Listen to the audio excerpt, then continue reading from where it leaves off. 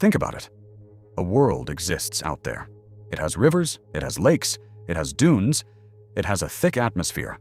But this world is not Earth. Billions of kilometers away, orbiting Saturn, a massive moon floats, built from ice and mystery. Its name is Titan, and NASA is sending something to it. Not something ordinary, something that has never been done before on any planet, on any moon surface. The story I am about to tell you today is about one of the boldest exploration decisions in human history and about asking the greatest question ever posed about the origin of life. And the answer to that question may be closer than we ever expected. Are you ready? First, burn this into your mind. Titan is one of the strangest places in the entire solar system. Its surface sits at -185 degrees Celsius, so cold that even nitrogen gas can solidify on the ground. But hold on, because this is exactly where most people miss the most fascinating part of the story. Despite that bone-crushing cold, rivers flow across Titan's surface. There are lakes, there are seas, clouds form, rain falls. Only this rain is not water. Methane. Liquid methane rivers, methane pools, methane rain. Now close your eyes and picture Earth. Then swap every drop of water with methane. That is Titan, the only place beyond Earth in the entire solar system where liquids exist on the surface. So why does this matter so much? Because scientists say this: Titan today closely resembles what Earth looked like roughly 4 billion years ago. Titan is essentially a time machine, a snapshot of Earth before life ever began. No oxygen exists there. In this oxygen-free environment, carbon-based molecules develop freely, grow, bond with one another, and build chemical chains. On Earth, this is precisely what was happening in the moments just before life ignited. And if Titan truly mirrors that ancient Earth, finding something there may be within reach. But the real story is only just beginning. Titan's atmosphere is not just cold, it is orange, not invisible orange, because the atmosphere is saturated with complex organic molecules called tholins.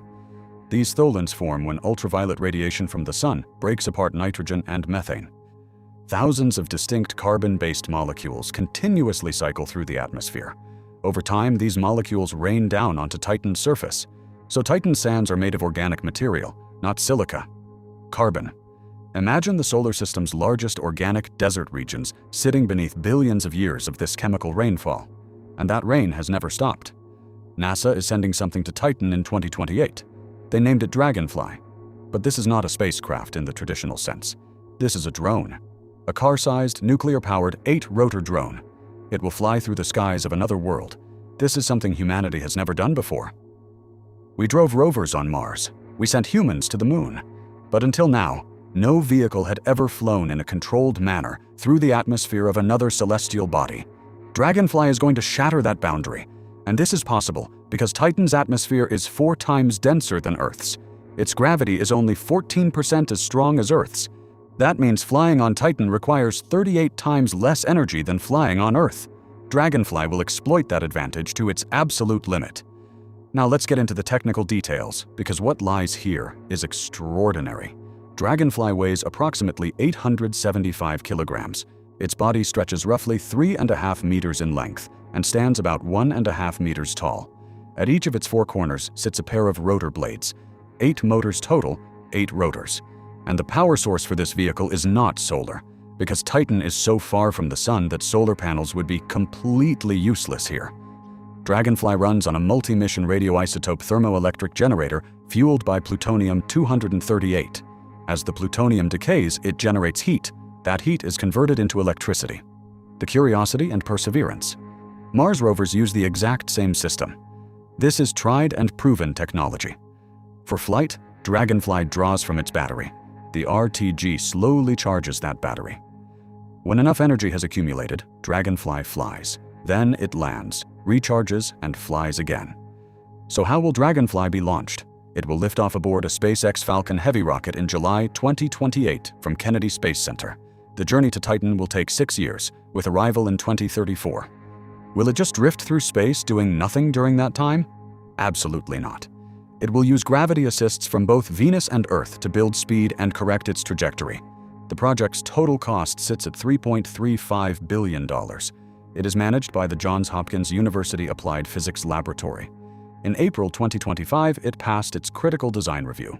Integration and testing began in January 2026. Everything is proceeding exactly as planned. What happens when it reaches Titan? It will separate from its capsule. Protected by a heat shield and 2 parachutes, it will punch through Titan's thick atmosphere. This descent will take roughly 105 minutes. At about 1.5 kilometers above the surface, the heat shield will be jettisoned.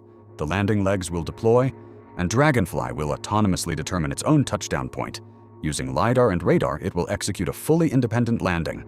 Why autonomous? Because radio signals between Titan and Earth take 90 minutes to travel one way.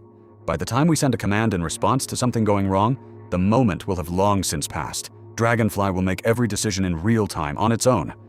So where exactly will it land? Shangri-La. This is a vast sand sea sitting in Titan's equatorial region. According to data gathered by the Cassini spacecraft, these dunes bear a striking resemblance to the linear dunes of the Namib Desert, but those dunes are not silica, not sand. Organic material, dune fields built from carbon-based molecules accumulated over billions of years of tollan particles falling from the atmosphere. The moment Dragonfly touches down, it will scan its surroundings, collect surface samples, and then begin flying. Each flight can extend up to 8 kilometers. Each flight will last around 30 minutes.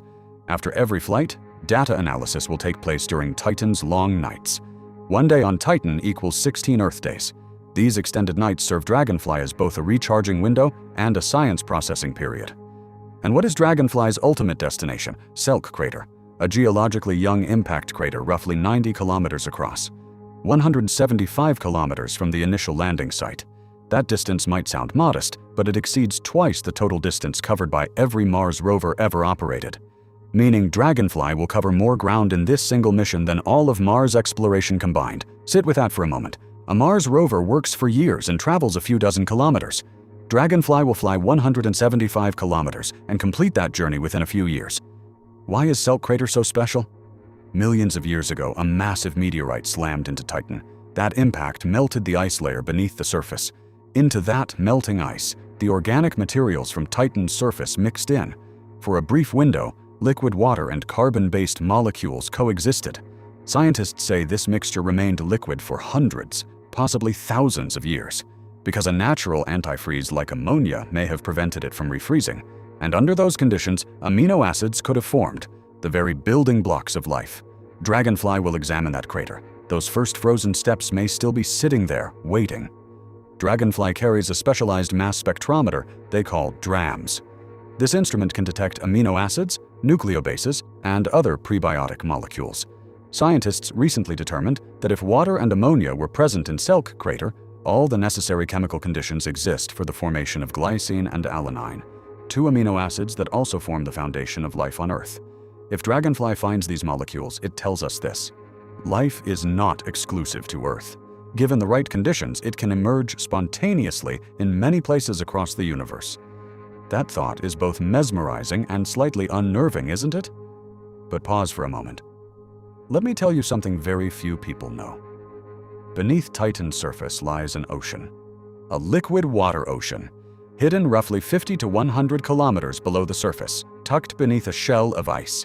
And this ocean does not freeze because it contains ammonia. So Titan may simultaneously host 2 entirely separate environments capable of supporting life. Hydrocarbon chemistry on the surface, liquid water deep below. Both environments carry the potential to sustain life. Dragonfly will investigate the surface, but what it learns will almost certainly provide clues about what lies beneath. And when another vehicle one day descends into that deep ocean, the trail Dragonfly leaves behind will light the way.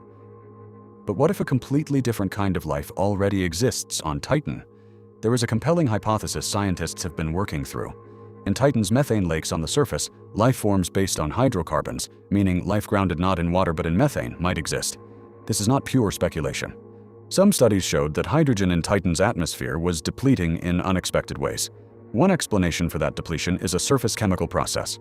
But another explanation is microorganisms that breathe methane. Dragonfly will investigate this anomaly too, and if the answer turns out to be the second scenario, that day will mark the greatest scientific discovery in human history. Dragonfly carries 5 core scientific instruments. The first is DRAMS, the mass spectrometer that analyzes surface chemistry. The second is DRAGANS, a gamma-ray and neutron spectrometer that measures the elemental composition of the surface. The third is DragonCam, an imaging system comprising multiple cameras. The fourth is DragMet, which measures atmospheric and surface meteorology. And the fifth is a seismometer. Yes, Dragonfly will also listen to Titan's interior. It may even pick up the echo of the deep ocean below. These 5 instruments working together will reveal Titan in a level of detail never seen before. Now when you pull all of this together, what do you get? A vehicle launching in 2028 will cross the solar system over 6 years. In 2034, it will spread its wings in Titan's yellow hazy sky. 8 rotors will slice through Titan's thick nitrogen atmosphere, and for the first time, humanity will watch a controlled aircraft flying through the skies of another celestial body. With every flight, it will reach a new location. With every landing, it will briefly drill into the ground. It will analyze those samples. Perhaps it will find amino acids. Perhaps signs of life. Perhaps nothing at all. But even that nothing will tell us something profound. When Dragonfly lands on Titan in 2034, what will we be doing here on Earth? Maybe you will show this video to your children, and you will tell them, this moment, this decision, this vehicle was one of the boldest steps humanity ever took in searching for an answer to the greatest question it has ever asked itself. Are we alone in the universe? How did life begin? Is this miracle exclusive to us? When Dragonfly opens its wings in that yellow hazy sky in 2034, it will go searching for the answer. And when that moment arrives, one page of human history will close and a new one will open. Follow this story, because the best part has not happened yet.